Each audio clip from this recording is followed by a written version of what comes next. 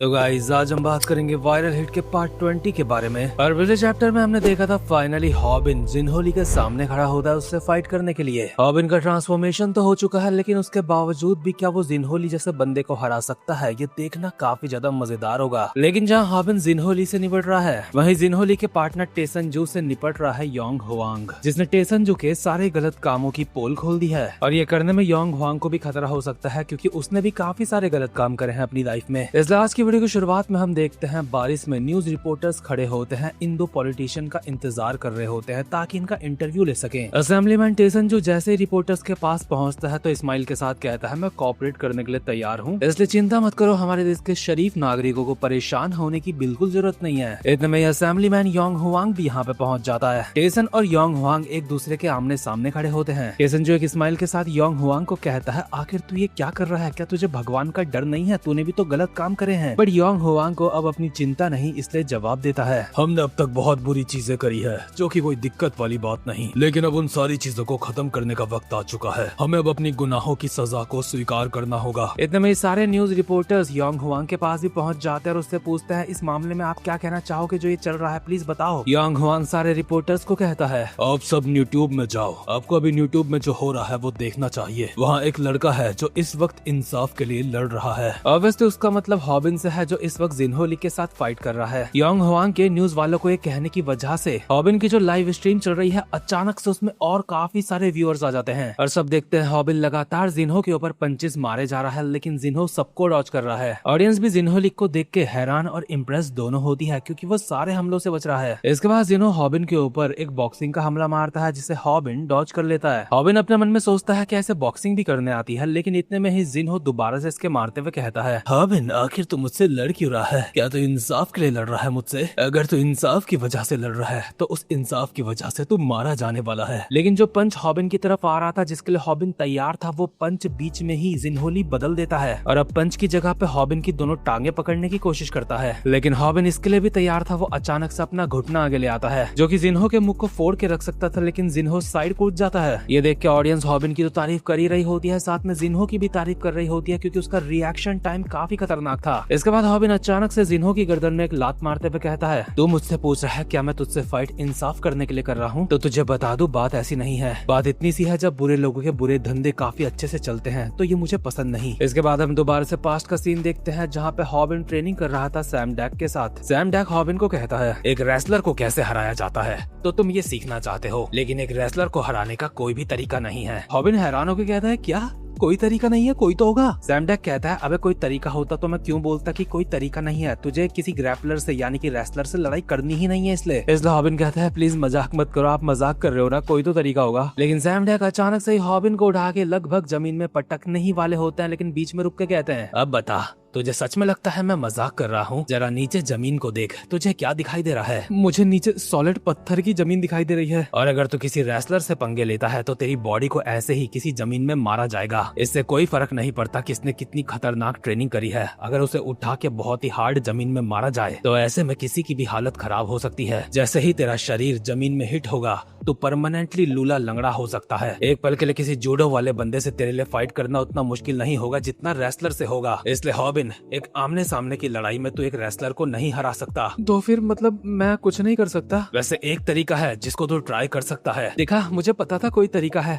आप हमेशा कहते हो कोई तरीका नहीं है। मेरी बात ध्यान से सुन, इस तरीके का नाम है बॉइलिंग फ्रॉग। इसका मतलब अगर तू उबलते हुए पानी में एक मेंढक को रख देगा तो वो अचानक से उछल के वहाँ से भाग जाएगा। लेकिन क्या होगा अगर तू उस पानी के टेम्परेचर को धीरे धीरे करके बढ़ाएगा? ऐसे में मेंढक को एहसास भी नहीं होगा और वो जिंदा वहीं उसी के अंदर पक जाएगा। तो इसका मतलब है कि मुझे भी यही, हाँ, तुझे भी टेम्परेचर को धीरे धीरे करके बढ़ाना है। मेरे कहने का मतलब है तुझे अपने हमलों को धीरे धीरे करके और ज्यादा खतरनाक तरीके से मारना है। तो अपने दुश्मन के लीवर पे मार सकता है, जहाँ पे किसी को भी काफी ज्यादा दर्द होता है। बस कोशिश करियो एक झटके में ही पूरी ताकत न लगा दियो। इसके बाद हम प्रेजेंट मोमेंट में आते हैं, जहाँ पे हॉबिन जिन्हो के एक पंच मारता है, जिसको वो डॉज कर लेता है। जिन्हो ऐसे पंचेस लगातार काफी सारे डॉज करता है और एक ऐसा ही पंच जब जिन्हो की तरफ आ रहा था, हॉबिन उसको बीच में ही चेंज करके एक लात बजा देता है इसके लीवर में। सैम डैग ने हॉबिन को बताया था अगर किसी के लीवर में मुक्का मारा जाए तो उससे कोई नॉकआउट हो सकता है, अगर तू लात ही मार दे तो ऐसे में कोई मर भी सकता है। लेकिन जिन्हो मरता तो नहीं, लेकिन उसकी हालत काफी ज्यादा खराब हो जाती है, उसका मुंह देखने लायक है। इतने में हॉबिन इसके मुंह पे भी एक आधे पंच और बजा देता है, लेकिन फिर भी जिन्हो जैसे इसको पकड़ने की कोशिश करता है तो हॉबिन पीछे हो जाता है, क्योंकि सैम डैग ने उसको कहा था उसके हत्थे बिल्कुल मत चढ़ियो, हत्थे चढ़ाता हो तेरे को चढ़ा देगा ऊपर। इस फाइट में जो कुछ भी हो रहा है सैम डैग ने वो एक तरीके से पहले से प्रिडिक्ट करके रखा था, जैसे कि जो लात लीवर में पड़ी है जिन्हो लिखे, अगर वैसी लात किसी जानवर के भी पड़ जाए तो वो बहुत ज्यादा खतरनाक डर में आ जाएगा। जिन्हो इस हमले से काफी ज्यादा हैरान होता है और कहता है हॉबिन आखिर वो लात किस तरीके की थी, तूने बहुत ही दिमाग खराब करने वाली चीज सीखी है। जिन्हो अपने मन में यही सोच रहा होता है अगर इसने दोबारा से लीवर पे लात मार दी तो उससे बचूंगा कैसे मैं। लेकिन हॉबिन इसका जवाब देता है मैंने ये चीज इसलिए सीखी है क्योंकि रेसलिंग बहुत ज्यादा डरावनी चीज है, उसका सामना करने के लिए मुझे ये आना ही चाहिए। हॉबिन जैसे ही दोबारा से जिन्हो की तरफ बढ़ता है तो जिन्हो को लगता है ये अपने पैरों का इस्तेमाल करेगा, इसलिए वो हॉबिन की किक से बचने के लिए तैयार होता है। लेकिन हॉबिन जो किक मार रहा था वो सिर्फ कंफ्यूज करने के लिए था, क्योंकि वो किक बीच में ही रोक के जिन्हो के मुंह पे मुक्का बजा देता है। इसी तरीके से जिन्हो की पकड़ से लगातार खुद को बचाते हुए हॉबिन इसके मुक्के और लाते मिक्स तरीके से मारता है, जिससे धीरे धीरे करके जिन्हो की इंजरीज बढ़ते जाती है। और सैम डैग की नजर में यही होता है बॉयल द फ्रॉग, यानी कि एक मेंढक को उबालना। हॉबिन जो जिन्हो को पेड़ रहा है ये देख के स्नैपर और ऑडियंस काफी ज्यादा खुश होते हैं। स्नैपर दूर से बोलता है मार दे साले को जान से हॉबिन, लेकिन हॉबिन एक्साइटमेंट में नहीं आता क्योंकि उसे अच्छी तरीके से पता है उसे बहुत ज्यादा शांत रहना होगा, क्योंकि अगर एक गलती की वजह से वो पकड़ा गया तो उसका खेल खत्म हो सकता है। इसलिए शांत मन और खतरनाक अंदाज के साथ दोबारा से आगे बढ़ता है जिन्हो को मारने के लिए। लेकिन जिन्हो अचानक से अपना मोबाइल फेंक के मारता है इसके मुंह पे, जिसे हॉबिन एंड मूवमेंट में डॉच कर लेता है और अपने मन में सोचता है क्या उसने अपना फोन फेंक दिया। लेकिन हॉबिन के यही सोचने के टाइम का फायदा उठाया है जिन्होली ने, क्योंकि इतने में ही वो भागता हुआ आता है और हॉबिन को पकड़ लेता है फाइनली और कहता है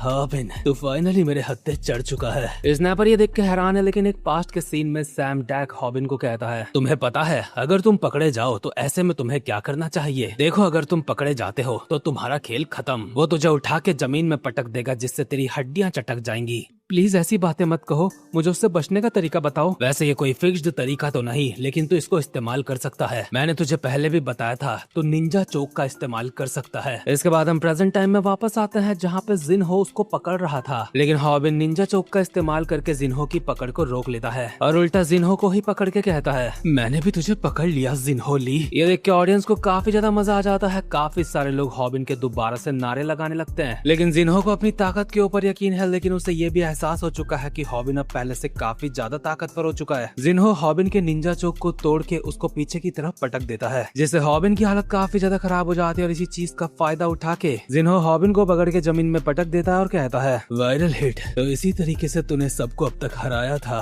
जमीन में पटके जाने के बाद हॉबिन की हालत और खराब हो जाती है। ऑडियंस और स्नैपर ये देख के हैरान है। ऑडियंस स्नैपर को कहती है तुम्हें ये फाइट रोकनी होगी, अगर हॉबिन को दोबारा से ऐसे पटका गया तो वो मर भी सकता है। इसलिए स्नैपर जिन्हो को गालियां देता हुआ भागता हुआ आ रहा होता है फाइट रोकने के लिए, लेकिन मुझे समझ नहीं आ रहा इसकी औकात ही नहीं है फाइट रोकने के लिए, तो ये रोकेगा कैसे। इतने में जिन्हो एक बार फिर से हॉबिन को जमीन से उठा लेता और एक स्माइल के साथ कहता है हॉबिन तेरा खेल खत्म हुआ। लेकिन अचानक से ही हॉबिन कुछ ऐसा करता है जिससे जिन्हो हैरान हो जाता है, पर उसने क्या करा ये जानने से पहले हम एक पास्ट का सीन देखते हैं, जहाँ पे सैम डैग हॉबिन से पूछता है एक ग्रैपलर की वीकनेस क्या होती है, यानी कि जो रेसलर होते हैं। हॉबिन बताता है मेरे हिसाब से तो यही वीकनेस होती है कि उन्हें दूर से ही हिट मारने चाहिए ताकि वो हमें पकड़ ना सके। बट सैम डैग अभी यहाँ पे ये बात नहीं कर रहा है, इसलिए कहते हैं मैं वो नहीं, मैं किसी ग्रैपलर की फिजिकल वीकनेस के बारे में पूछ रहा हूँ। ग्रैपलर्स वो फाइटर्स होते हैं जो अपनी ताकत का इस्तेमाल किसी को पकड़ने के लिए करते हैं। ग्रैपलर्स की एक ऐसी मसल होती है जो उनके लिए काफी ज्यादा जरूरी होती है, इसलिए वो उन्हें बिल्कुल भी इंजर्ड नहीं करना चाहते। क्या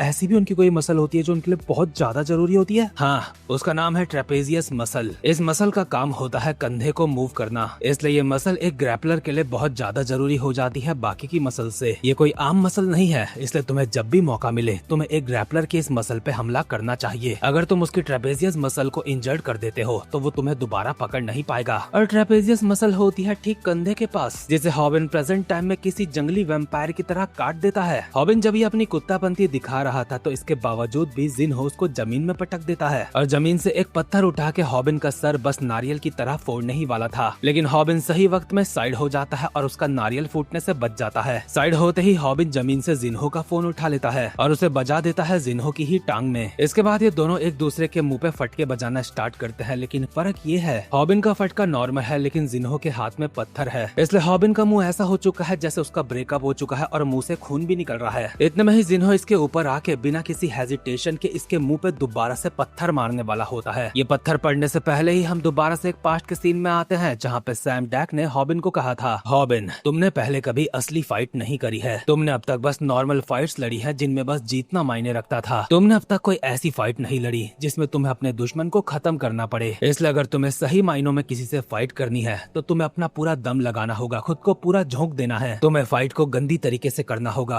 फाइट का नेचर ही बहुत गंदा होता है, तुम्हें फाइट में चालाकियां करनी होंगी, एक फाइट ऐसी ही होती है, खुद को पूरी तरीके से फाइट में झोंक दो और अपने इनर सेल्फ को पहचानो। एक असली फाइट तब स्टार्ट होती है जब तुम वो इंसान बन जाते हो जिससे तुम पहले हार चुके हो, और हॉबिन पहले हारा है वरायोनी से। इसके बाद हम दोबारा से फाइट का सीन देखते हैं जहाँ पे जिन्हो और हॉबिन एक दूसरे के ऊपर हमला करते हैं, लेकिन हॉबिन इसके हमले से बच जाता है, लेकिन जिन्हो के मुंह पे पड़ता है एक जबरदस्त सा फटका, और हॉबिन अब डर्टी फाइट करने से भी पीछे नहीं हटेगा क्योंकि एक फाइट का नेचर ही डर्टी होता है। हॉबिन अचानक से जिन्हो के बाल पकड़ता है और दूसरे हाथ से उसके मुंह पे एक और फटका बजा देता है बहुत ही गंदी तरीके से। इतने में जिन्हो भी हॉबिन के पेट पे एक लात बजाता है, लेकिन हॉबिन नीचे झुक के अगले ही पल अपना मुक्का बजा देता है इसके अंडों में। हॉबिन अभी देखते ही देखते शोंगजुन की तरह पूरी तरीके से बेरहम बन चुका है और जिन्हो को जमीन में गिराने के बाद बहुत ही पागलों की तरह उसके ऊपर पंचेस बजाया जाता है। सैम डैक ने भी उसको यही सिखाया था, अगर तू इस तरीके से फाइट करेगा तो फिर कभी नहीं हारेगा। ये पंचेस खा खा के जिन्हो की हालत खराब हो जाती है। इतने में ही जैसे ही जिन्हो खड़ा उठता है तो हॉबिन उसके हाथ पे एक लॉक मार देता है और दोबारा से उसको जमीन में गिरा देता है। ये लॉक इतना ज्यादा दमदार होता है जिस वजह से जिन्हो की बॉडी कांप रही होती है। इतने में ही हॉबिन साइड से एक पत्थर उठा के जिन्हो के मुंह पे बजा देता है। इसके बाद पूरा जिन्हो के ऊपर बैठ के उसके मुंह पे लगातार काफी सारे पत्थर बजाता है। ये फाइट देख के मुझे एक बात याद आ गई, जो है किसी जंगली को हराने के लिए तुम्हें भी कभी कभी जंगली बनना पड़ता है, और हॉबिन अभी पूरी तरीके से वो जंगली बन चुका है। वो लगातार जिन्हो के मुंह पे पत्थर बजाया जा रहा है, रुकने का नाम नहीं ले रहा। हॉबिन का ये जंगलीपना देख के उसके दोस्त भी काफी ज्यादा हैरान है और जिन्हो को इतना ज्यादा डैमेज पहुंच चुका है कि उसकी बॉडी ढीली पड़ चुकी है। इसके बाद हॉबिन एक आखिरी बार इसके मुंह पे खतरनाक तरीके से पत्थर बजाने वाला होता है जिससे जिन्हो निपट भी सकता है, लेकिन टेहुन भागता हुआ आता है और हॉबिन को पकड़ के साइड कर देता है। लेकिन हॉबिन जंगली पने में इतना ज्यादा पागल हो चुका है कि उसको एहसास ही नहीं कि टेहुन उसको रोक रहा है। एक तरीके से हॉबिन कंट्रोल से बाहर जा चुका है, उसकी आंखें सफेद हो चुकी है, इसलिए टेहुन हॉबिन को पकड़ के जमीन में ही गिरा देता है और उसके पीछे से कहता है, बस रुक जा, बहुत हुआ, रुक जा। लेकिन हॉबिन के कानों में जब ये बात जा नहीं रही होती, इसलिए टेहुन चिल्ला के कहता है, बस कर। फिर जाके हॉबिन कहीं होश में आता है और टेहुन उसको कहता है, अब रुक जा भाई, ये फाइट खत्म हो चुकी है। इतने में ही पुलिस की गाड़ियां भी यहाँ पे चाव चाव करके पहुंच जाती हैं। पुलिस वाले सबको कहते हैं अपनी जगह से कोई हिलेगा नहीं, सारे के सारे हाथ ऊपर करो। हॉबिन इसी वक्त अपने हाथ से वो पत्थर छोड़ देता है जिससे उसने जिन्हो को बचाया है। वैसे हॉबिन को चिंता करने वाली बात है भी नहीं, पुलिस वाले यहाँ पे पकड़ने ही जिन्हो ली को आए हैं, क्योंकि हॉबिन अकेला जिन्हो ली की फील्डिंग सेट नहीं कर रहा था, हॉबिन के साथ योंग हुआंग भी है। जिन्हो के हाथ में हथकड़ियां डाल दी जाती हैं और उसको अरेस्ट करा जाता है गलत तरीके से पैसे कमाने के लिए और उन पैसों का गलत इस्तेमाल करने के लिए, साथ में ड्रग डिस्ट्रीब्यूट करने के लिए, किसी को निपटाने के लिए और किसी को निपटाने का प्लान बनाने के लिए। जिन्हो ली के ऊपर इस तरीके के दर्जनों आरोप होते हैं, इसलिए पुलिस वाले खुद हैरान होते हैं कि इस हरामजादे ने कितने सारे कांड करे हैं। ऊपर से जहाँ पे ये फाइट चल रही है वहाँ पे हॉबिन के भी काफी सारे जख्मी लोग हैं, जैसे कि जीसू लोग जिन्हें जिन्हो ने चाकू मारा था, इसलिए यहाँ पे जल्दी से एम्बुलेंस बुलाई जाती है। वैसे एम्बुलेंस तो पहले ही बुला दी गई थी लेकिन वो अभी पहुँचती है यहाँ पे, और पुलिस वाले जिन्हो ली को यहाँ से पकड़ के ले जाने लगते हैं। जिन्हो ली जिसे अभी हॉबिन के ऊपर काफी ज्यादा गुस्सा आ रहा है, अभी उसे इस बात का बिल्कुल भी अंदाजा नहीं कि एक पुलिस वाले ने उसके पिछवाड़े में हाथ रखा है। शायद पुलिस वाला LGBT कम्युनिटी का हिस्सा होगा, लेकिन ये एक हिडन डिटेल है जो मैं बस ऐसे ही बोल रहा हूँ। मुद्दे की बात तो यह है, जिन्हो होश में आने के बाद बहुत ही गुस्से में हॉबिन की तरफ देख रहा है पीछे, जब पुलिस वाले उसको लेके जा रहे हैं गंदी तरीके से। हॉबिन भी जिन्हो के ऊपर पुलिस वाले का बैड टच इग्नोर करते हुए अपने मन में कहता है, क्या सच में जिन्हो ली का मैटर खत्म हो चुका है। इसके बाद हम देखते हैं पुलिस वाले जिन्हो को अपने साथ कार में लेके जाते हैं, जहाँ पे काफी ज्यादा सन्नाटा होता है और सारे पुलिस वाले बस जिन्हो को ही देखे जा रहे होते हैं। जिन्हो बड़ी ही शांति से इनको कहता है, क्या मैं इतना ज्यादा दिलचस्प हूँ? मुझे ऐसा महसूस हो रहा है जैसे मैं कोई सेलिब्रिटी हूँ या फिर कुछ और, लेकिन ये काफी अजीब होगा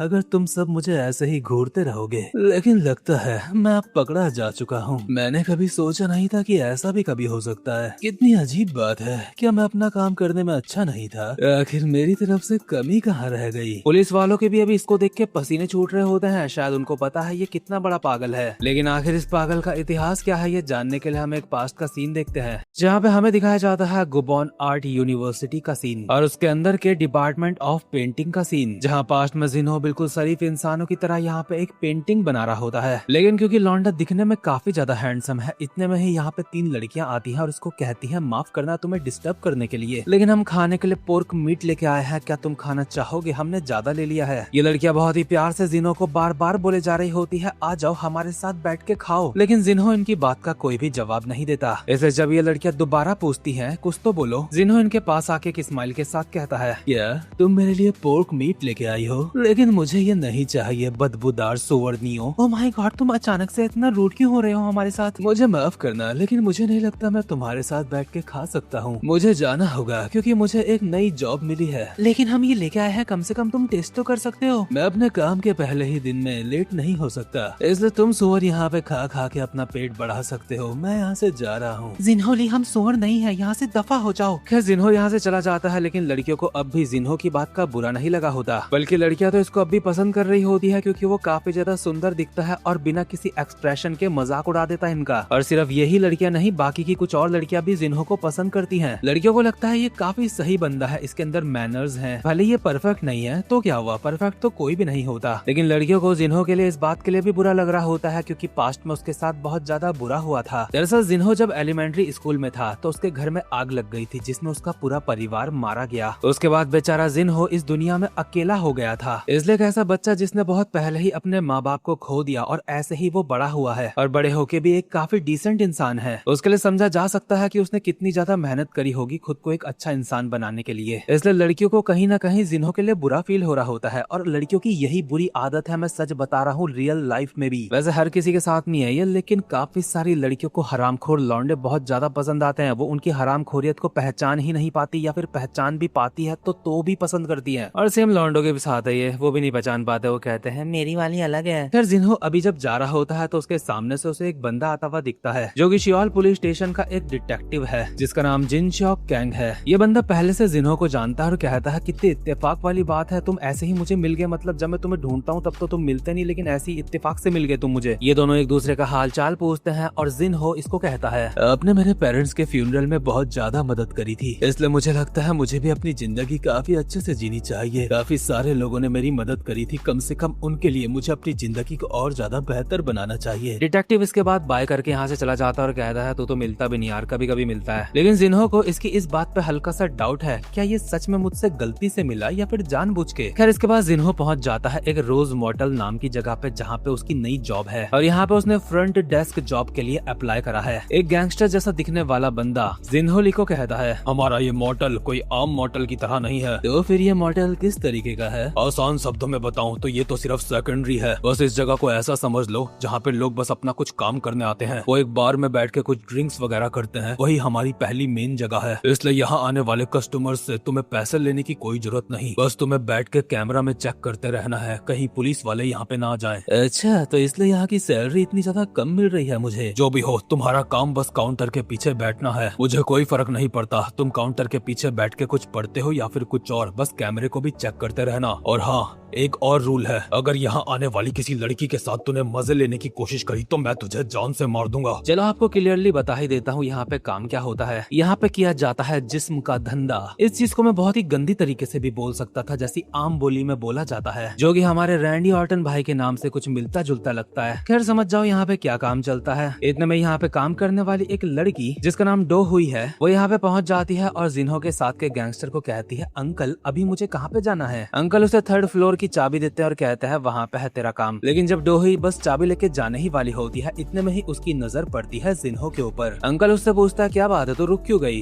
डोही कहती है वो लड़का कितना ज्यादा हॉट है। अंकल कहता है ये बकवास कहीं और जाके करियो, यहाँ से दफा हो जा, अभी अपना काम कर जो तुझे करना है। इसी तरीके से जिन्हो को यहाँ पे काम करते करते एक हफ्ता हो जाता है और एक दिन जब काउंटर के पीछे बैठ के वो फालतू में बस ऐसे ही पेन चला रहा है तो इस जगह का टेलीफोन बजता है। जिन्हो जैसे ही हेलो करता है तो वही डोही नाम की लड़की इसको कॉल करके कहती है जिन्हो क्या अंकल घर चले गए हैं? हाँ वो घर चले गए हैं, इसलिए आज उन्होंने मुझे यहाँ जल्दी बुलाया था। अच्छा ऐसी बात है। जिन्हो एक इमरजेंसी आ चुकी है, मुझे समझ नहीं आ रहा है मैं क्या करूँ, जल्दी से रूम नंबर 301 में आओ जल्दी। जिन्हो को लगता है सच में कुछ तो बात हो गई है, इसलिए जल्दी से रूम नंबर 301 में आता है और देखता है डूही तो बिल्कुल मजे में वहाँ पे बैठी और कहती है आ जाओ सुशी खाओ, ये किसी क्लाइंट ने मेरे लिए लेके आए थे। जिन्हो डूही के इरादे समझ चुका है, डूही भी समझ चुकी है उसकी स्माइल देख के कि वो क्या चाह रहा है। इसलिए इसके बाद यहाँ पे एक तरीके का गुप्त प्रोग्राम चलाया जाता है जो कि हमें ठीक से नहीं दिखाया जाता, और अच्छी बात है नहीं दिखाया गया। बट इस वाले सीन से कोई भी समझ सकता है यहाँ पे क्या हुआ। पीडीजे यहाँ पे फैंस के लिए फैन सर्विस दे रहे हैं, लेकिन मैं तो यही बोलूंगा जो ऐसी फैन सर्विसेज से बहुत जल्दी प्रभावित हो जाता है उन्हें अपने सेंसेस पे काबू करना सीखना चाहिए। खैर डूही इसके बाद जिन्हो को कहती है तुम मेरे बारे में क्या सोचते हो, क्या तुम मुझे डेट करोगे? ये सब कुछ होने के बाद पूछ रही है वो। जिन्हो कहता है बिल्कुल मैं करूंगा डेट, और जो तुम करती हो उस काम से मुझे कोई फर्क भी नहीं पड़ता तुम्हारे, और उम्मीद करता हूँ मेरे प्यारे भाई अब तक डूही का काम तो समझ ही चुके होंगे। इसके बाद हम अगले दिन का सीन देखते हैं जहाँ पे हमें मोटल के बॉस को दिखाया जाता है जो कि है डोंगशॉक, जो डूही के सहारे में चलता हुआ आ रहा है क्योंकि डोंगशॉक ने काफी ज्यादा पी ली है और डूही ने उसको कहा है कि तुम इतनी ज्यादा क्यों पी है, मैंने तुम्हें कहा था कि मैं पी लूंगी आपके बदले का। डूही इसको कमरे में लेके जा सके इसलिए काउंटर से चाबी लेती है, लेकिन जब वो चाबी ले रही थी तो डोंगशॉक की नजर पड़ती है डूही के हाथ में, और जो काउंटर के अंदर से हाथ निकला है वो हाथ में, दोनों ही हाथ में सेम रिंग होती है। ये देख के डोंगशॉक समझ चुका है इन हराम जादू का कुछ चक्कर चल रहा है, इसलिए डोंगशॉक का दिमाग खराब हो जाता है और अब वो कुछ तूफानी करने की सोच रहा है। कुछ देर बाद के सीन में हम देखते हैं दोबारा से जिन्हो को टेलीफोन में कॉल आता है जहाँ पे उसे फिर से बोला जाता है ये एक इमरजेंसी है, जल्दी से रूम नंबर 103 में आओ, यहाँ पे एक एक्सीडेंट हो गया है। इसलिए जिन्हो भागता हुआ वहाँ पे जाता है वो एक्सीडेंट देखने के लिए, लेकिन जैसे ही वो रूम नंबर 103 में पहुँचता है तो जिस लड़की के साथ वो राहों में चलने की सोच रहा था अभी वो किसी और की बाहों में होती है, यानी कि डोंगशॉक मोटा जो डूही के साथ एक प्रोग्राम निपटा चुका है, और एक स्माइल के साथ जिन्हो को देख के कहता है जरा देख तेरा बॉयफ्रेंड यहाँ पे आया है। जिन्हो आखिर तुम अंदर क्यों आए? हरामजादा तुम्हें क्या लगा था तुम यहाँ के कस्टमर्स को इग्नोर करके आपस में चक्कर चलाओगे? इसलिए डूही मुझे तेरे बॉयफ्रेंड को ये दिखाना ही था असल में तू पैसे कैसे कमाती है। डूही काफी ज्यादा एम्बेरस फील कर रही होती है और कहती है प्लीज ऐसा मत करो ये वो सो। लेकिन इसके बाद हम उस डिटेक्टिव को देखते हैं जिसका नाम जिनशॉक कैंग है। उसके पास एक बंदा आता है और कहता है सर आप यहाँ पे क्या कर रहे हो? डिटेक्टिव कैंग कहता है ये वो मॉडल है जहाँ पे जिन्हो काम करता है। डिटेक्टिव कैंग के साथ का बंदा कहता है आप उसी बेचारे बच्चे की बात कर रहे हो बचपन में जिसका घर जल गया था, उसके पेरेंट्स मारे गए थे उसमें, और आपको डर है अब वो बड़ा होने के बाद कहीं गलत रास्ते में न चला जाए लाइफ में, इसलिए आप यहाँ बाहर खड़े हो। डिटेक्टिव कैंग कहता है क्या वो गलत रास्ते में न चला जाए? तुम ये कैसी बातें कर रहे हो? ये लो ये पेपर्स देखो इनमें क्या लिखा है। डिटेक्टिव कैंग अपने साथ के बंदे को जो पेपर देता है दरअसल उसमें जिन्हो ली के बारे में लिखा है। जिन्हो को बचपन में काफी सारे साइकियाट्रिस्ट को दिखाया गया था, बचपन से ही उसके अंदर साइकोपैथ बनने के लक्षण दिखाई देते थे, इसलिए उसके पेरेंट्स को उसकी काफी ज्यादा चिंता थी, इसलिए उसे काफी सारे डॉक्टर्स को दिखाया था उन्होंने। बट काफी सारे डॉक्टर्स को दिखाने के बावजूद भी उसके साइको वाले लक्षण गए नहीं। लेकिन उसके बाद कुछ बहुत ही अनबिलीवेबल होता है। कुछ टाइम बाद छोटा जिन्हो खुद ही नॉर्मल बच्चा बन जाता है जिसे जानवरों से और इंसानों से बहुत ज्यादा प्यार है। ये होना था तो नामुमकिन, लेकिन जो भी हुआ इससे जिन्हो के पेरेंट्स काफी ज्यादा खुश थे। लेकिन इसके बाद वो हादसा होता है जिसमें जिन्हो का पूरा घर जल जाता है, उसके माँ बाप उसमें मारे जाते हैं, सिर्फ जिन्हो बच जाता है, जो कि जिन्हो की लाइफ का बहुत ज्यादा दुख भरा पल होता अगर हमें सच न पता होता। अभी सच डिटेक्टिव कैंग अपने साथ के बंदे को कहता है मुझे पूरा यकीन है जिन्हो ली ने ही अपने परिवार को मारा है। अपने घर में बचपन में वो आग उसने खुद लगाई होगी, और तुम बोल रहे हो मुझे चिंता है कहीं वो गलत रास्ते में ना चला जाए। डेविल्स गलत रास्ते में नहीं चलते, वो गलत रास्ते बनाते हैं। वो बस नॉर्मल जिंदगी जीने की एक्टिंग कर रहा है। उसने अपने पेरेंट्स को भी बेवकूफ बनाया कि वो एक नॉर्मल बच्चा है, लेकिन मुझे पूरा यकीन है जिन्हो ली एक ऐसा डीमन है जिसे भगवान ने भी बनाने में गलती कर दी। और दूसरे सीन में डोंगशॉक जहाँ चौड़ा हो रहा होता है जिन्हो से, जिन्हो पागलों की तरह डोंगशॉक को बस घूरे जा रहा होता है। इसलिए डोंगशॉक कहता है आखिर तेरी दिक्कत क्या है बे? ऐसे क्या देख रहा है? डोंगशॉक घूरने के लिए जिन्हो के 2-3 रैप्टे बजाता है और कहता है हरामजादे तुम लोग यहाँ पे मजे मस्ती कर रहे हो, तू जानता भी है मैं कौन हूँ? मैं डोंगशॉक हूँ, मैं न्यू इंटरनेशनल गैंग का बंदा हूँ। डोही इसको रोकने की कोशिश करती है लेकिन डोंगशॉक इसको भी धक्का देके नीचे गिरा देता है और कहता है हट कुतिया यहाँ से। और क्योंकि इतनी देर से थप्पड़ खाने के बावजूद भी जिन्हो इतनी देर से चुप था, इसलिए डोंगशॉक इसके मुक्का मारते हुए कहता है हरामजादे कुछ बोलता क्यों नहीं है? लेकिन जिन्हो इसके हमले से बहुत ही आराम से बच के इसको उठा के जमीन में पटक देता है। ऑब्वियसली उसने ये रेसलिंग का इस्तेमाल करके करा है। डोंगशॉक जैसे ही अभी जिन्हो को और ज्यादा गालियां देने वाला था, लेकिन जिन्हो बहुत ही सीरियस तरीके से इसको कहता है बाहर पुलिस वाले खड़े हैं, लगता है तू कोई बड़ा आदमी है। अगर तुझे वो लोग यहाँ पे ऐसे देख लेंगे तो सोच तेरा क्या होगा। हरामजादे तेरी इतनी हिम्मत, तू मुझे धमकी देता है? क्या तू मेरी हिम्मत की बात कर रहा है? लेकिन क्या अभी वो बात करना जरूरी है? इतने ही पुलिस वाले अंदर आ जाते हैं। डिटेक्टिव कैंग कहता है यहाँ पे क्या चल रहा है, लेकिन वो देखता है यहाँ पे तो कुछ भी नहीं चल रहा है। जिन्हो चुपचाप से बस अपना काम कर रहा है और डिटेक्टिव से पूछता है क्या बात है। डिटेक्टिव बताता है हमें किसी ने रिपोर्ट करी थी यहाँ पे कुछ गड़बड़ चल रही है। जिन्हो उससे पूछता है वो कौन है, लेकिन डिटेक्टिव नहीं बताता। बस वो जिन्हो से कहता है मुझे लगता है अंदर कुछ गड़बड़ चल रहा था, कुछ फाइट वगैरह हो रही थी। पर जिन्हो कहता है ऐसी कोई बात नहीं है, आपको कोई गलतफहमी हुई है, यहाँ पे सब ठीक है। इसलिए डिटेक्टिव जब यहाँ से जा रहा होता है तो जाते जाते जिन्हो से कहता है ठीक है अब मैं चलता हूँ, लेकिन जाने से पहले मुझे तुमसे कुछ पूछना है। जिन्हो, क्या तुम्हें पता था मैं बाहर खड़ा हूँ? ऑफ कोर्स, मुझे बिल्कुल नहीं पता था आप बाहर हो, लेकिन लगता है आपको ये पता था मैं यहाँ पे काम करता हूँ। लगता है आप मेरे ऊपर नजर रख रहे थे। तुम कितनी फनी बातें करते हो, ऐसा कुछ नहीं है। ये कह के डिटेक्टिव यहाँ से चला जाता है। इसके अगले सीन में हम देखते हैं डूहुई को। डूहुई जिन्हो को कहती है उस रात तो हम फंसने ही वाले थे, पुलिस वाले वहाँ पे आ गए थे। पर जिन्हो पेंटिंग बनाते हुए कहता है मेरे को तो कोई दिक्कत नहीं थी, फंसती तो तू फंसती, मैं तो नहीं फंसता, तू ही जेल जाती। ये बात सुन के डूहुई जैसे ही थोड़ा सा नाराज हो रही थी उतने में ही जिन्हो कहता है मैं तो मजाक कर रहा था, अच्छा हुआ तुम खिड़की से भाग गई। लेकिन इस वक्त डूहुई के मन में सवाल होता है जो ये डोंगसॉक के साथ सोई थी, क्या जिन्हो को इस बात से कोई असर नहीं पड़ा? क्योंकि ये दोनों तो एक दूसरे के साथ रिलेशनशिप में हैं। ऊपर से जिन्हो ने डूहुई को ऊपर गुस्सा भी नहीं करा कि तुमने ऐसा क्यों करा, उस सुअर के साथ क्यों सोई तुम। इसलिए डूहुई कहती है मुझे कभी कभी लगता है तुम मुझसे प्यार करते भी हो या फिर नहीं। लेकिन जिन्हो इसके पीछे से आता है और उसको पकड़ के बनावटी तरीके से कहता है वो सब देख के मैं बहुत ज्यादा उदास हो गया था, मुझे लगा था मेरा दिल बहुत सारे टुकड़ों में गिर जाएगा कट के। इसके बाद डूहुई इसको बताती है अब ये और ज्यादा काम नहीं कर सकती, ये सब उसकी बॉडी ये सब बर्दाश्त नहीं कर पा रही है, इसलिए अब उसने जो पैसे बचाए थे उससे वो एक कैफे खोलेगी। इसलिए जिन्हो को कहती है क्या तुम्हारा भी कुछ करने का सपना है जो तुम करना चाहते हो? जिन्हो के पास इसका कोई जवाब नहीं होता और डूहुई इसको कहती है तुम काफी ज्यादा अजीब से हो, तुम मुझे खाली खाली से लगते हो अंदर से। जिन्हो कहता है ऐसा क्यों, तुम ऐसा क्यों लगता है? डूहुई कहती है मुझे ये तुम्हारे बात करने के तरीके से लगता है और साथ ही में तुम्हारे सोचने के तरीके से भी लगता है तुम्हारे अंदर कुछ ऐसा है जो बाहर नहीं आया, जिसको तुम छुपा रहे हो। ऐसा लगता है जैसे तुम्हें नहीं पता तुम्हें क्या करना है। और जिन्हो के जो बोलने के तरीके वाली बात कही है इसने, वो सुन के मुझे अच्छा लगा क्योंकि मैं शुरुआत से ही जिन्हो की वॉइस कुछ अलग तरीके की देता हूँ और अब मुझे लग रहा है वो वॉइस इस हरामखोर के ऊपर बिल्कुल सही बैठती है। खैर जिन्हो अभी इसको जवाब देता है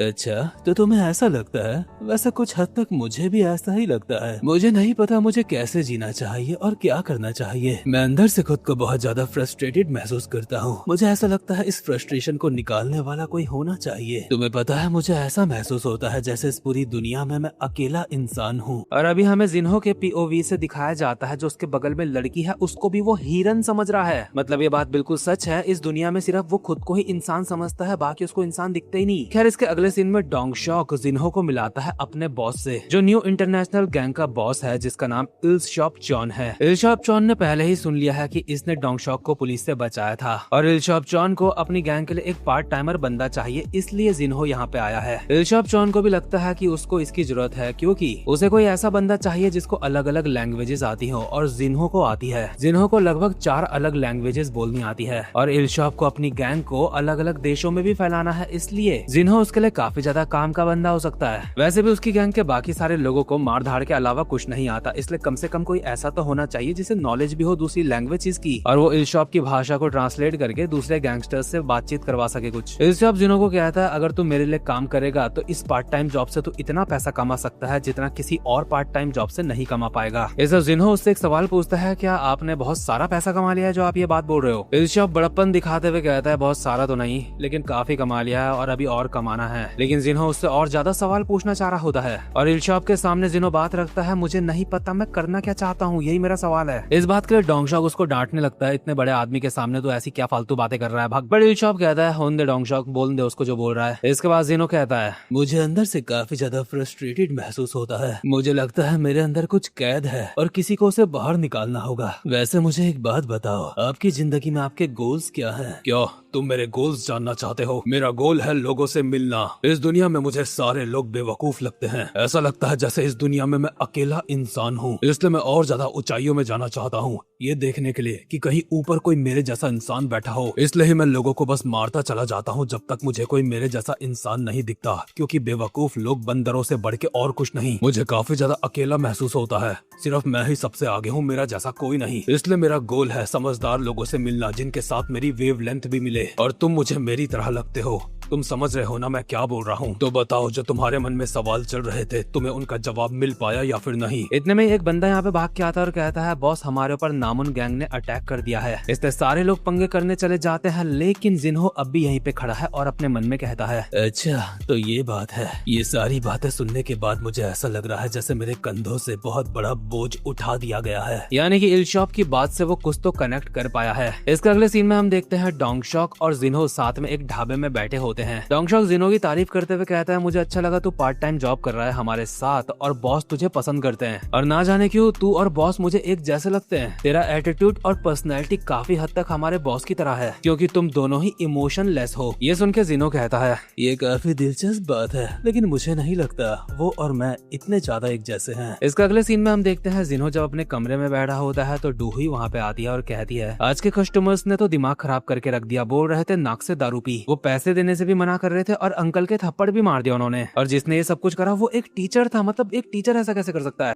डूही काफी ज्यादा नशे में होती है और वो जिन्हो की गोद में लेट जाती है। जिन्हो कहता है, डूही मुझे फाइनली पता चल चुका है मैं क्या करना चाहता हूँ। अब मुझे पता है मुझे क्या करना है। मुझे दुनिया में बाकी के इंसानों को ढूंढना है। मुझे लगा था इस दुनिया में मैं अकेला इंसान हूँ। बेस्ट ऑफ लक, तुम्हें जो भी बताना है कल बताना। मुझे पता लगाना है मैं कितने लोगों को बेवकूफ बना सकता हूँ और कितने सारे लोगों को मार सकता हूँ। जिन्हो तुम अचानक से कैसी बातें कर रहे हो। इसके बाद डूही जैसे ही जिन्हो को दोबारा से पुकार रही होती है तो आधा नाम पुकारते ही उसकी आवाज बीच में ही बंद हो जाती है। ना जाने उसके साथ जिन्हो ने क्या कर दिया। हमें ये चीज नहीं दिखाई जाती, लेकिन इसके अगले सीन में हमें दिखाया जाता है इलशॉप च्योन, यानी कि न्यू इंटरनेशनल गैंग का लीडर। दरअसल जिन्हो अभी इससे मिलने आया होता है, जिसके शरीर में और कपड़ों में खून लगा हुआ है और चेहरे में एक अजीब सी क्रीपी सी स्माइल है। और जिन्हो इलशॉप च्योन को कहता है अब वो परमानेंटली इस गैंग में शामिल होना चाहता है। बट इसके बाद हम देखते हैं थोड़े समय पहले का सीन, जहाँ पे जिन्हो की गर्लफ्रेंड रहती थी। वहाँ पे काफी सारे पुलिस वाले पहुंच चुके होते हैं क्योंकि वो निपट चुकी है। ऑब्वियसली जिन्हो ने ही उसे निपटाया है, लेकिन पुलिस वालों को अब तक ये बात नहीं पता। पुलिस वाले बस अपनी रेगुलर छानबीन कर रहे होते हैं। लेकिन डिटेक्टिव कैंग, जिसे जिन्हो के ऊपर पहले से ही शक था, वो भी यहाँ पे पहुंच जाता है और बाकी के पुलिस वालों से पूछता है आखिर बात क्या है, यहाँ पे हुआ क्या। उसके साथ का डिटेक्टिव चैंग हुन चोई उसको बताता है जिन्हो की गर्लफ्रेंड ने खुद को खुद ही निपटा दिया, क्योंकि इसे एंजाइटी और डिप्रेशन की दिक्कत थी काफी लंबे समय से, इसलिए काफी परेशान होगी, इसलिए इसने ये कदम उठाया होगा। ऊपर से ये जो लड़की यहाँ पे निपटी है, यहाँ पे छीना झपटी के भी कोई निशान नहीं जिससे ये कहा जा सके कि इसने खुद को निपटाया नहीं है, बल्कि किसी और ने इसको निपटाया है। इसलिए चैंग हुन चोई डिटेक्टिव कैंग को बताता है ऐसा होता रहता है, लड़कियां जब काफी ज्यादा डिप्रेशन में होती है तो ऐसा करती हैं वो। लेकिन डिटेक्टिव कैंग ये सारी बातें पचा नहीं पाता और कहता है, हे ईश्वर,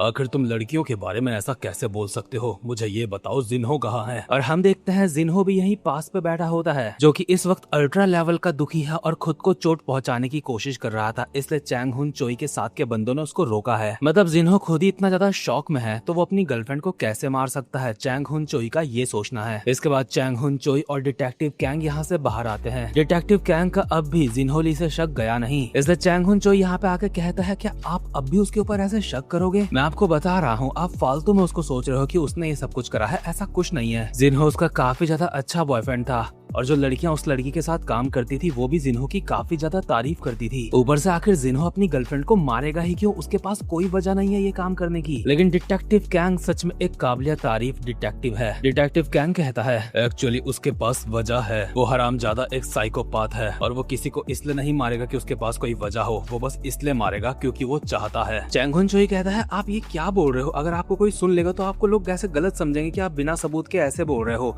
और आखिर जिन्हो ने अगर ये करा भी होगा तो वो कैसे करेगा ये सब कुछ। इस बात के कोई सबूत नहीं कि जिन्हो ने ऐसा करा है। लेकिन जल्दी ही उस लड़की की ऑटोप्सी रिपोर्ट हमारे पास पहुंच जाएगी। लेकिन उस लड़की ने खुद ही खुद को मारा है, ये बात साफ है, क्योंकि अगर जिन्हो ने उसको मारा होता तो जिन्हो कोई तो सबूत पीछे छोड़ता, लेकिन वहाँ पे कोई सबूत नहीं है। और जिन्हो कोई जीनियस नहीं जो एक परफेक्ट क्राइम कर दे। लेकिन शायद इसने जिन्हो को हल्के में ले लिया है। जब सारे पुलिस वाले वहाँ बिल्डिंग से बाहर हैं तो भाई चौड़े में खड़ा है वहाँ पे। और इसी के बाद जिन्हो आया था इलशॉप च्योन के पास, जहाँ पे वो क्रीपी सी स्माइल के साथ इलशॉप च्योन को कहता है अब मैं पार्ट टाइम जॉब नहीं करना चाहता, यहाँ पे मैं फुल टाइम जॉब करना चाहता हूँ। इलशॉप च्योन इससे पूछता है तुझ जैसा स्टूडेंट आखिर यहाँ पे फुल टाइम जॉब क्यों करना चाहता है, इसकी वजह बता। जिन्हो कहता है मैं अपनी जिंदगी में ऊपर बढ़ना चाहता हूँ, मैं भी आपकी ही तरह लोगों से मिलना चाहता हूँ जैसा आपने कहा था। जिन्हो की इस बात के बाद से यहाँ पे थोड़ी देर का सन्नाटा होता है, लेकिन अगले ही पल इलशॉप टेबल में अपनी कार की चाबी रख के कहता है आज से तू मेरा कार ड्राइवर है। इसके अगले सीन में हम देखते हैं ये इलशॉप की कार चला रहा होता है और पीछे बैठा होता है इलशॉप और उसकी वाइफ, जो कि जिन्हो के ही बारे में बात कर रहे होते हैं। इलशॉप की वाइफ कहती है ये तो नया ड्राइवर है ना। इलशॉप कहता है हाँ,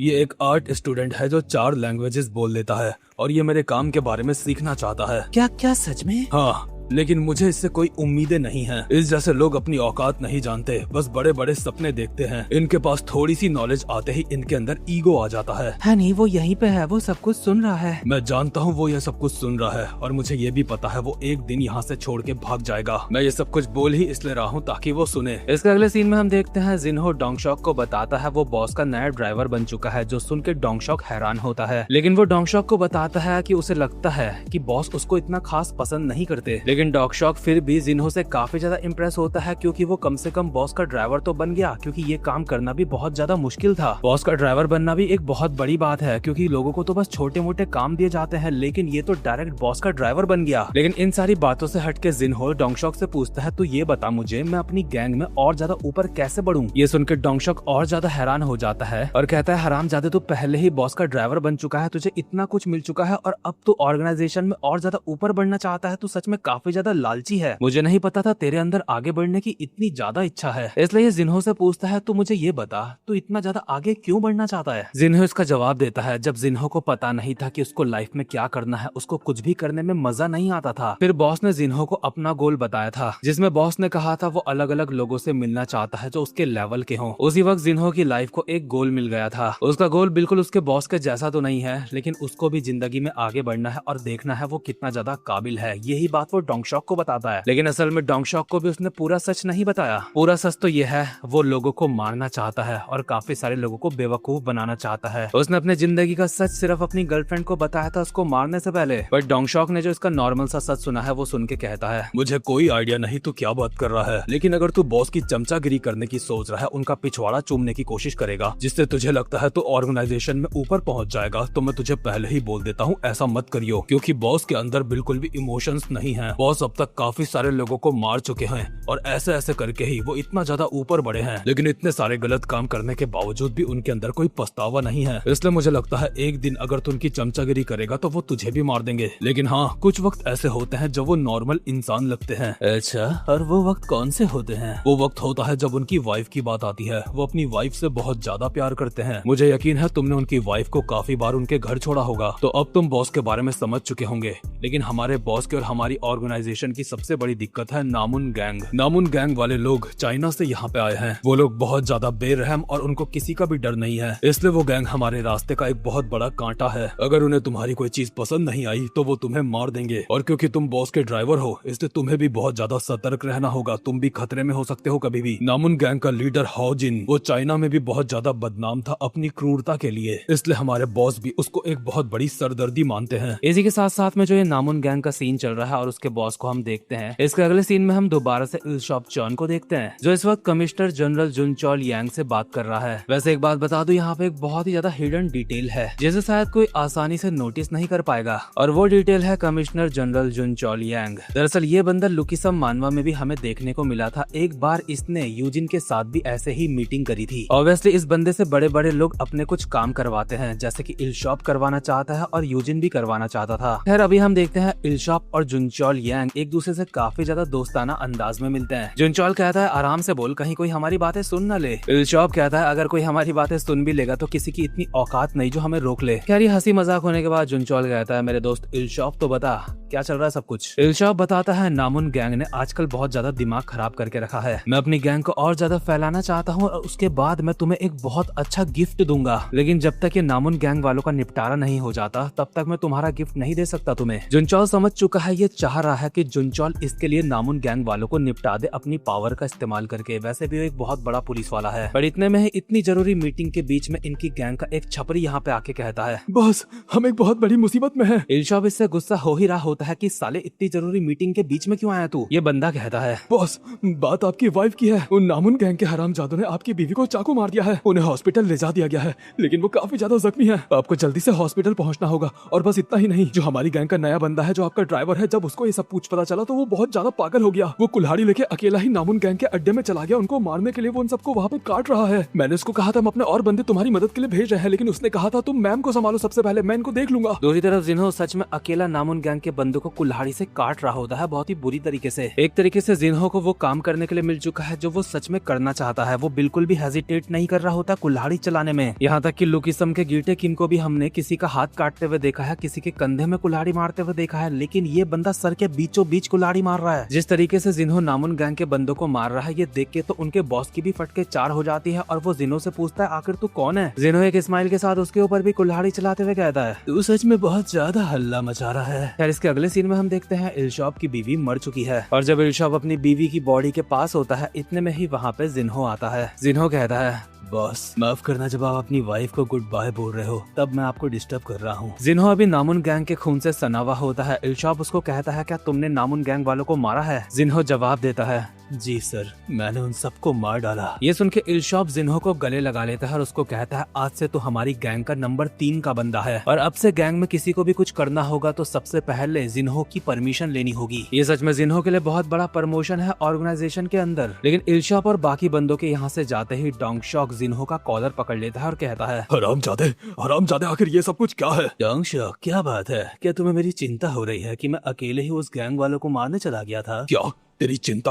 हरामजादे मुझे तेरी चिंता क्यों होगी? तुझे क्या लगता है मैंने देखा नहीं तूने क्या करा? मैंने सब कुछ देख लिया था अपनी आंखों से। हरामजादे वो तू ही था जिसने बॉस की बीवी को चाकू मारा। तू खुद उनको ड्राइव करके एक ऐसी जगह लेके गया जहाँ पे तू उनको मार सके। इतनी अजीब बात है डोंगशॉक, अगर ये सब कुछ तू बॉस के जाने के बाद क्यों बोल रहा है मुझे? क्या जो तू ये बोल रहा है तुझे इसके ऊपर पूरा यकीन नहीं है? कैसा रहेगा डोंगशॉक, हम आपस में कुछ बातें वगैरह कर लें? डोंगशॉक भी अपने मन में सोच रहा होता है ये साला इंसान है या फिर शैतान। जिन्हो डोंगशॉक के कान के पास आके कहता है मैं दूसरे इंसानों से मिलना चाहता हूँ। जैसा कि बॉस ने कहा था वो दूसरे लोगों से मिलना चाहते हैं, वैसे ही मैं भी चाहता हूँ। चाहे मैं इस बारे में कितना भी सोच लूँ, बॉस मेरी नजरों में बाकियों की तरह आम है। मैं तुझे ज्यादा लंबा चौड़ा भाषण नहीं दूंगा, मैं बस तुझसे इतना पूछना चाहता हूँ, तुझे क्या लगता है आखिर में कौन बचेगा, मैं या फिर बॉस? मैं जानता हूँ तू काफी ज्यादा समझदार है इसलिए तुझे इसका जवाब पता होगा। जो डर अभी तू अपने अंदर महसूस कर रहा है उसे इंस्टिंक्ट कहते हैं। डोंगशॉक जैसे बंदे की बेबी फटके 4 हो चुकी होती है और अपने मन में कहता है मुझे मेरे कानों में कुछ सुनाई दिया। आखिर ये क्या है? क्या ये सच में एक इंसान है या फिर एक जानवर? नहीं, ये एक डीमन है। ये डीमन मुझे एक मौका दे रहा है अपने साथ मिलने का और मैं इसे मना नहीं कर सकता क्योंकि मेरे पास मना करने का कोई ऑप्शन है ही नहीं। ऑब्वियसली अगर इसने जिन्हो के खिलाफ जाने की कोशिश करी तो इसको पता है जिन्हो इसको मार देगा। इसके बाद हम उस कैरियोके का सीन देखते हैं जहाँ पे इल्शॉप हमेशा बैठा होता है। आज भी वो वहाँ पे बैठा होता है अपनी बीवी के जाने का दुख बनाते हुए। उसकी बीवी को गुजरे पूरा 1 महीना हो चुका है और इल्शॉप उस दुख में बस दारू पिए जा रहा है। भले ही उसने सबको नहीं दिखाया वो कितना ज्यादा दुखी है, लेकिन अभी अपनी बीवी को याद करके रोता है। इतने में ही उसकी गैंग का नंबर 2 का बंदा मैनहो क्वैक यहाँ पे आता है और उससे कहता है बॉस आप ये क्या कर रहे हो? पूरे 2 महीने हो चुके हैं आपकी बीवी को गुजरे हुए, आप कब तक ऐसे रहोगे? लेकिन साथ ही में ये भी कहता है आपने जिन्हो ली के बारे में क्या करने का सोचा है? आपको कुछ करना होगा क्योंकि जब से आप दारू पीने में बिजी हो तब से उसने ऑर्गेनाइजेशन के अंदर अपनी पावर को और ज्यादा बढ़ा लिया है। इल्शॉप कहता है मैंने उसको गैंग संभालने के लिए कहा था लेकिन वो एक आर्ट स्टूडेंट है, उसके हिसाब से वो काफी खतरनाक चीज कर रहा है, मतलब काफी सही से कर रहा है अपना काम। लेकिन मैनहो कहता है बॉस क्या आप सीरियस हो?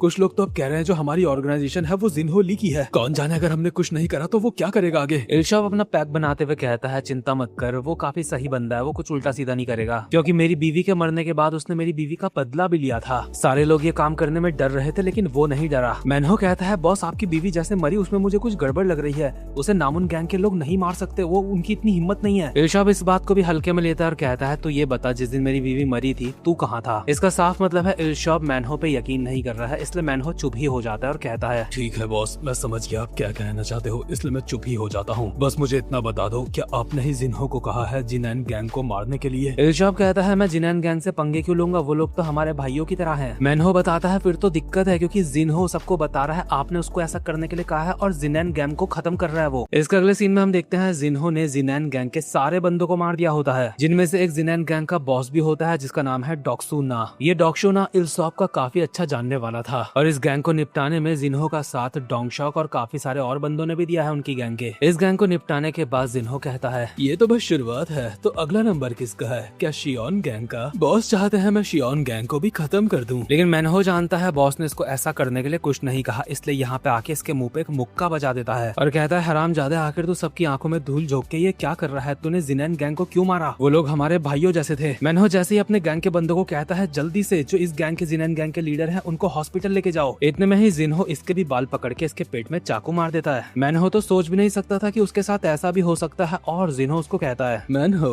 आगे मैं सबको ये बता दूंगा कि तुझे जिनन गैंग ने मारा। वैसे भी मेरे पास कोई सही बहाना नहीं था ये सब करने का। अच्छा हुआ तो खुद मरने यहाँ पे आ गया, इससे मेरी प्रॉब्लम सॉल्व हो गई। मैनो अपनी ऑर्गेनाइजेशन के बंदों को आवाज लगाता है, मेरी मदद करो, लेकिन कोई अपनी जगह से हिलता भी नहीं। और मरते मरते मैनो को एहसास होता है उसकी गैंग के बंदे अब जिन्होली के साथ आ चुके हैं, क्योंकि वो बहुत ज्यादा डरते हैं जिन्होली से। मरने से पहले ये आखिरी बार अपने मन में कहता है, बॉस आपने इस मॉन्स्टर को हमारी गैंग में क्यों लिया। इसके बाद सीन शिफ्ट होता है और हम देखते हैं पुलिस स्टेशन का सीन, जहाँ पे डिटेक्टिव कैंग बैठा है। जंगहुन चोई उससे पूछता है, आप बैठ के क्या सोच रहे हो। कैंग उसको बताता है जिन्होली न्यू इंटरनेशनल गैंग का नंबर 2 का बंदा बन चुका है और वो श्योल में जितनी भी गैंग है उन सबको खत्म कर रहा है, चाहे बड़ी गैंग हो चाहे छोटी गैंग हो या फिर छोटे मोटे लुच्चे बदमाश हो, वो सबको खत्म कर रहा है। या फिर बाकी की गैंग्स खत्म हो जा रही है या फिर जिन्होली के साथ मिल जा रही है। इरशाद चौन अब बस कहने के लिए बॉस है, असली बॉस वहाँ का बन चुका है जिन्होली। जंगहुन चोई को यकीन नहीं होता कि दिन दहाड़े आखिर ऐसा कैसे हो सकता है, वो लोग ऐसी मारकाट कैसे मचा सकते हैं, पुलिस कुछ कर क्यों नहीं रही है। कैंग बताता है कमिश्नर जनरल जुनचोल यांग जो पुलिस के काफी बड़े अधिकारी हैं, उसने इलशॉप से बहुत ज्यादा पैसे खाए हैं, इसलिए हम कुछ नहीं कर सकते अभी, क्योंकि कमिश्नर जनरल इनको कुछ करने के ऑर्डर्स देंगे ही नहीं। जंगहुन चोई कहता है, तो क्या अब हमारे पास और कोई रास्ता नहीं। डिटेक्टिव कैंग कहता है, नहीं, हम उस हरामजादे को ऐसे ही नहीं छोड़ सकते कि वो कुछ भी करता फिरे। उस जैसे डीमंस को नर्क में रहना चाहिए, ना कि इंसानों के साथ इस धरती में। यानी कि डिटेक्टिव कैंग कुछ तो करने की सोच रहा है। इसके अगले सीन में हम देखते हैं कमिश्नर जनरल मिलने आता है इलशॉप से और उसको कहता है, तेरी गैंग वाले की ये क्या कर रहे हैं, दिन दहाड़े मार काट कर रहे हैं, मैं बड़ी मुश्किल से उस चीज को कवर कर पाया हूँ। इलशॉप जैसे ही बताने वाला था कि ये उसके ऑर्डर्स नहीं है, इतने में ही जिन्हो भी यहाँ पे आ जाता है और अंदर आके कहता है, अरे वाह, जरा देखो तो, आप तो यहीं पे हो। यहाँ पे तो कमिश्नर जनरल जुनचोल यांग भी है। इलशॉप कहता है, आखिर तू यहाँ पे कैसे आया, तुझे पता भी है हम बात कर रहे हैं यहाँ पे, तू क्यों आया यहाँ। इलशॉप के इतना कहते ही जिन्हो इसके ऊपर काफी सारी बार चाकू बजा देता है और जब इलशॉप मर रहा होता है तो जिन्हो कहता है, बॉस तुमने कहा था तुम इंसानों से मिलना चाहते हो, तुम्हारा कहना था इस दुनिया में ऐसा कुछ नहीं जो तुम कर नहीं सकते। मेरा भी यही कहना है, मुझे तुम हमेशा से इंसान नहीं लगते, मेरी नजर में तुम बाकियों की तरह बस जानवर ही हो। कमिश्नर जनरल के सामने जो कुछ हुआ है वो देख के वो हैरान हो जाता है, लेकिन जिन्हो उससे कहता है, आपसे मिलके मुझे बहुत अच्छा लगा कमिश्नर जनरल। मैं हूँ न्यू इंटरनेशनल गैंग का दूसरे नंबर का नहीं, मैं हूँ न्यू इंटरनेशनल गैंग का बॉस, आपसे मिलके अच्छा लगा। कमिश्नर जनरल कहता है, तेरी हिम्मत कैसे हुई मेरे सामने ये सब कुछ करने की, तुझे पता है मैं कौन हूँ। जिन्हो कहता है, पहले आप बैठ जाओ, बैठ के बात करते हैं। मुझे पता है आपने इलशॉप चौन से गलत तरीके से बहुत बार पैसे लिए हैं, एक तरीके से कमिश्नर जनरल को इनडायरेक्ट धमकी है। कमिश्नर जनरल कहता है, क्या तू मुझे धमकी देने की कोशिश कर रहा है या फिर तू मुझे बहुत हल्के में ले रहा है क्योंकि मैं इलशॉप का दोस्त हूँ। जहाँ अभी इलशॉप की बॉडी को जिन्हो के बंदे पैक कर रहे हैं, जिन्हो इसको कहता है, प्लीज इतना गुस्सा मत करिए, मैं बस आपके साथ अपने अच्छे संबंध बनाना चाहता हूँ। मैं यहाँ पे आपकी बस एक मदद मांगने आया हूँ। मैं डैनियल स्मिथ से मिलना चाहता हूँ, जो ड्रग कार्टेल का एक हाई रैंकिंग मेंबर है जो अभी अभी गिरफ्तार हुआ है। अगर आप उसके साथ मेरी मीटिंग अरेंज करवा देते हो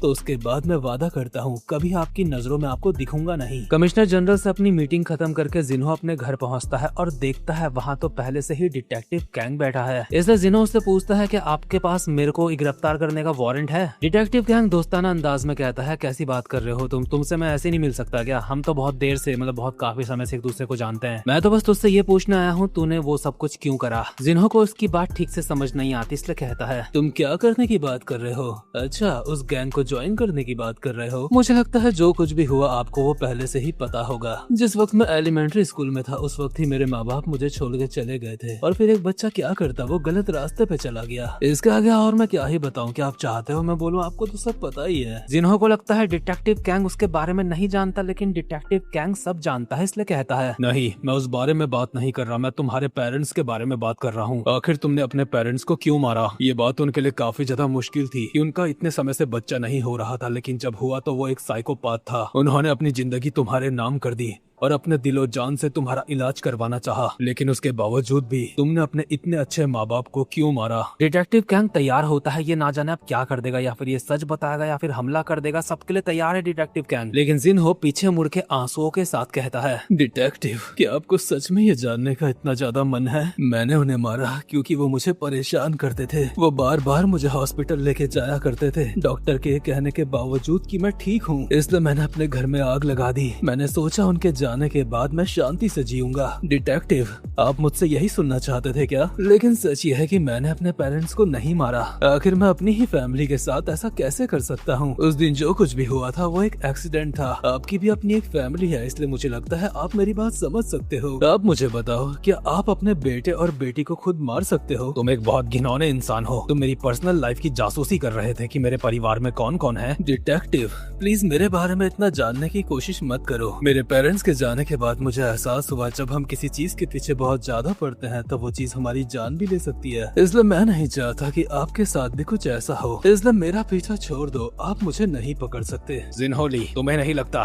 तुम खुद से कुछ बहुत ज्यादा ही प्यार करते हो? तुम्हें लगता है तुमने जो कुछ भी करा है वो सब कुछ करके तुम बच जाओगे और तुम्हें लगता है तुम इस दुनिया में सबसे ज्यादा बेहतर हो, लेकिन तुम बस इंतजार करो, मैं तुम्हें जेल पहुंचा के रहूंगा। भले ही ये काम मेरी जिंदगी का आखिरी काम क्यों ना हो, मैं ये करके रहूंगा। इसके बाद सीन शिफ्ट होता है और हम देखते हैं कमिश्नर जनरल जिन्होली से मिलवाता है टेसन जू को पहली बार। टेसन जिन्होली से मिलकर काफी ज्यादा खुश होता है क्योंकि जिन्हो टेसन की पॉलिटिकल पार्टी के लिए फंड्स लाके देगा, यानी कि पैसे वगैरह। टेसन को ज्यादा ही मजे में होता है, शायद उसे अंदाजा नहीं कि जिन्हो किस टाइप का बंदा है। इसके बाद टेसन जो की अगली मीटिंग का टाइम हो जाता है, इसलिए वो यहाँ से चला जाता है, लेकिन उसके जाने के बाद भी कमिश्नर जनरल और जिन्हो आपस में बातें करते हैं। जिन्हो कमिश्नर जनरल को कहता है, आप चिंता मत करो, मैं आपसे दोबारा से कोई बहुत बड़ी मदद नहीं मांगूंगा। आपने पिछली बार मुझे जिस बंदे से मिलाया था उसने और मैंने मिलकर डिसाइड करा है हम अपना काम किसी दूसरे देश में करेंगे। कमिश्नर जनरल को लगता है फाइनली इस पागल से पीछा छूटेगा, लेकिन इतने में ही जिन्हो कहता है, लेकिन मैं बस आपसे एक छोटी सी मदद मांगना चाहता हूँ कमिश्नर जनरल। आपको नहीं लगता आजकल पुलिस वाले कुछ ज्यादा ही हो गए हैं? कुछ को कम करना पड़ेगा। इसके बाद हम देखते हैं डिटेक्टिव कैंग को, जो अपनी कार में बैठ के अपने साथ के बंदे चंग हुन चोई का इंतजार कर रहा होता है। चंग हुन चोई यहाँ पे आके कहता है, आपने मुझे ऐसे अचानक से क्यों बुलाया? कैंग बताता है, मेरे पास एक केस आया है जिसका मेरे पास वारंट तो नहीं है, लेकिन वो बहुत ज्यादा जरूरी है, इसलिए तुम्हारी मदद चाहिए मुझे। दरअसल कंट्री साइड में एक वीरान बिल्डिंग के अंदर उन्हें कुछ गतिविधियों के बारे में पता चला है। कुछ लोगों ने बताया है वहाँ से कुछ अजीब सी स्मेल आ रही है, इसलिए कैंग को यकीन है वहाँ पे ड्रग्स बनाए जा रहे हैं और वहाँ पे न्यू इंटरनेशनल गैंग का कोई बंदा भी हो सकता है, यानी कि जिन्होली भी वहाँ पे हो सकता है। इसलिए कैंग के लिए केस काफी ज्यादा जरूरी है क्योंकि वो जिन्होली को काफी समय से पकड़ना चाह रहा है। ये सुन के चंग हुन चोई थोड़ा सा खुश हो जाता है और गाड़ी और ज्यादा भगाने लगता है। कैंग उससे पूछता है, आखिर क्या बात है, पहले तो तू आ नहीं रहा था, अब काफी ज्यादा खुश लग रहा है। चंग हुन चोई कहता है, देखो वैसे मैं कुछ काम करता नहीं, लेकिन जब करता हूँ तो अच्छे से ही करता हूँ, इसलिए इतना ज्यादा खुश हूँ मैं। लेकिन चंग हुन चोई गाड़ी को ज्यादा ही फास्ट भगा रहा है, इतनी ज्यादा जल्दी तो कैंग को भी नहीं है, यानी कि दाल में कुछ तो काला है। इतने में ही चंग हुन चोई कहता है, मुझे ऑफर मिला है, अगर मैंने तुम्हें मार दिया तो मुझे 1 बिलियन वॉन दिए जाएंगे। ये सुन के कैंग पैनिक नहीं करता और चंग हुन चोई को कहता है, मुझे लगा था तू एक अच्छा पुलिस वाला है, लेकिन चंग हुन चोई कहता है, यहाँ पे पुलिस वाला सिर्फ तू है। और डिटेक्टिव कैंग की सीट बेल्ट खोल के गाड़ी को पटक देता है दीवार में, लेकिन चंग हुन चोई ने खुद सीट बेल्ट पहनी थी और डिटेक्टिव कैंग बिना सीट बेल्ट के सीधा कार से बाहर जाके गिरता है। इतने में यहाँ पे जिन्हो भी आ जाता है और कहता है, ओह डियर, तुम तो काफी ज्यादा दूर आके गिरो हो कार से। तुम ये जानना चाहते थे है ना कि मैंने अपने पेरेंट्स को क्यों मारा जो मुझे इतना ज्यादा प्यार करते थे? बात बस इतनी सी है, वो मुझे कहते थे मैं सबसे अलग हूँ। वो मुझे बार बार हॉस्पिटल लेके जाते थे, लेकिन मैं जाना नहीं चाहता था, इसलिए मैं सोचता था कैसे हॉस्पिटल जाना बंद करूँ। इसलिए मैंने एक नॉर्मल बच्चे की तरह बिहेव करना भी शुरू कर दिया था, लेकिन इससे भी काफी ज्यादा चांस थे कि वो आगे मुझे दोबारा से हॉस्पिटल लेके जाएंगे, इसलिए मैंने सोचा उनसे छुटकारा पाना ही सही रहेगा। माफ करना, ये काफी ज्यादा हैरानी भरा था, है ना? इसलिए मैंने तुम्हें कहा था मेरे पीछे इतना ज्यादा मत पड़ो, इससे तुम्हारी जान भी जा सकती है। इसके बाद जिन्हों कमिश्नर जनरल को कॉल करता है और कहता है, यहाँ पे कुछ लोगों को मैंने निपटाया है, इनको सफाया करो इनका यहाँ से। कमिश्नर जनरल भी थोड़ा सा डरते हुए कहता है, ठीक है। साथ में जिन्हों इसको कहता है, असेंबलीमैन जू को बोलना कि मेरी एक और तुम्हें मदद करनी है, तुम्हें मेरी पहचान मिटा देनी है, मुझे मरावा घोषित कर देना है तुम्हें कैसे भी। और जिन्हों इसके बाद जब मरावा घोषित हो जाता है, उसकी कोई पहचान नहीं बचती, तो उसके बाद उसे एक तरीके का लाइसेंस मिल जाता है कि अपना काम खुल के कर सके। और यहीं से उसका सफर शुरू होता है किसी और इंसान को ढूंढने का जो उसकी तरह हो। वैसे भी उसकी नजरों में कोई इंसान नहीं इस दुनिया में। इसके बाद वो डैनियल स्मिथ लोगों को अपने साथ मिलाता है और कोरिया छोड़ देता है। कोरिया छोड़ने के बाद वो काफी सारे लोगों से मिलता है, लेकिन सारे बेकार थे, उनमें से कोई भी इंसान उसको नजर नहीं आता। ऑब्वियसली सारे लोग इंसान ही थे वो, लेकिन जिन्हो को कोई इंसान नजर ही नहीं आता, उसको सब जानवर लगते हैं। लेकिन एक दिन जब वो अपनी इलीगल बोट में होता है जहाँ पे वो ड्रग्स वगैरह बनाता है और लोगों को इधर उधर करता है गैर कानूनी तरीके से, वहाँ बोट में एक बंदा बगावत कर देता है, जहाँ पे वो जिन्होली के सारे बंदों को बोट में मार के गिरा देता है। जिन्हो जब उस बंदे को देखने आता है तो वो था श्योंगजुन, और ये वाला पार्ट हमने श्योंगजुन की बैक स्टोरी में भी देखा था। श्योंगजुन जिन्हो को देखते ही कहता है, अगर मैं तुझे मार दूं तो इस बोट का मालिक मैं हो जाऊंगा, है ना? ये सुन के जिन्हो एक स्माइल के साथ कहता है, रुक जा बेटे, मैं नीचे ही आ रहा हूँ। लेकिन साथ ही साथ में जिन्हो को एहसास हो गया था ये ये बंदा सच में एक जेन्युइन इंसान है जिसको वो ढूंढ रहा है। शोंगजुन दुनिया का पहला इंसान था जिससे जिन्हो मिला है अपनी नजर में। इसके बाद टाइम बीतता है, ये दोनों और ज्यादा साथ में रहते हैं। शोंगजुन को पता चलता है जिन्हो ना तो अल्कोहल पीता है, ना उसे लड़कियों में इंटरेस्ट है और ना ही उसे पैसे कमाने में कुछ इंटरेस्ट है। इसलिए शोंगजुन इसको देख के मतलब काफी ज्यादा ऐसा हो जाता है, आखिर ये बंदा है क्या। जिन्हो इसको बताता है कि इसको मतलब लड़कियों में कोई ऐसे खास इंटरेस्ट नहीं है, मतलब उसके अंदर वो फीलिंग ही नहीं है। शोंगजुन को ये और ज्यादा खतरनाक बात लगती है कि इस बंदे के अंदर कोई वीकनेस ही नहीं है। जिन्हो जो अपनी जिंदगी में पहली बार किसी इंसान से मिला है, इसके साथ वो काम करना चाहता था, लेकिन उसे अंदर ही अंदर से पता था वो शोंगजुन के साथ कभी भी एक टीम नहीं बना सकता, क्योंकि शोंगजुन खुद जिन्हो को ही एक इंसान नहीं मानता। जहाँ जिन्हो पूरी दुनिया को इंसान नहीं मानता, वहाँ शोंगजुन जिन्हो को इंसान नहीं मान रहा है। खैर इसके बाद हम प्रेजेंट मोमेंट में वापस आते हैं, जहाँ पे जिन्हो को पुलिस वाले कार में लेके जा रहे होते हैं और जिन्हो ये सारी बातें पुलिस वालों को बता रहा था अब तक। और इन पुलिस वालों को कहता है, मुझे लगता है मैं तुम लोगों को अपनी लाइफ के बारे में काफी कुछ बता चुका हूँ। क्या तुम्हें मेरी स्टोरी सुन के हैरानी नहीं हुई? तुम्हें नहीं लगता कहीं इस कार के अंदर कोई ऐसा पुलिस वाला तो नहीं जो मेरे साथ मिला हुआ है? और अगर सच में यहाँ पे कोई मेरे साथ मिला होगा तो तुमने सोचा है तुम आगे क्या करोगे? क्या तुम जानना नहीं चाहते कितने पुलिस वाले मेरे अंडर में काम करते हैं? और जिन्हो अचानक से पीछे से ड्राइवर को डरा देता है, जिस वजह से गाड़ी डिसबैलेंस होती है और जिन्हो के बगल वाला पुलिस वाला कहता है बस करो बहुत हुआ। लेकिन जिन्हो के राइट साइड वाला बंदा दूसरे पुलिस वाले के ऊपर गन तान देता है और एक एक करके सबको गोली मार के निपटा देता है। एंड में जिन्हो इसका हाथ पकड़ के गन इसकी ठुड्डी में लगाता है और इसको भी गोली मार देता है। हालांकि ये बोलता है ये तो तय हुआ ही नहीं था हमारे साथ, लेकिन जो अपने बाप का सगा नहीं हुआ वो किसका सगा होगा। खैर सारे पुलिस वालों को निपटाने के बाद ये कार से बाहर आके कहता है, बारिश बंद हो चुकी है और मौसम साफ हो चुका है। ये मेरे लिए काफी ज्यादा शर्म वाली बात हो जाती है अगर चीजें यहीं पे खत्म हो जाती। इसके बाद इसे हॉबिन और इसकी फाइट याद आती है और कहता है, तो ठीक है हॉबिन, मुझे बदला लेना पसंद नहीं, लेकिन इस मामले को हमें हमेशा के लिए खत्म करना होगा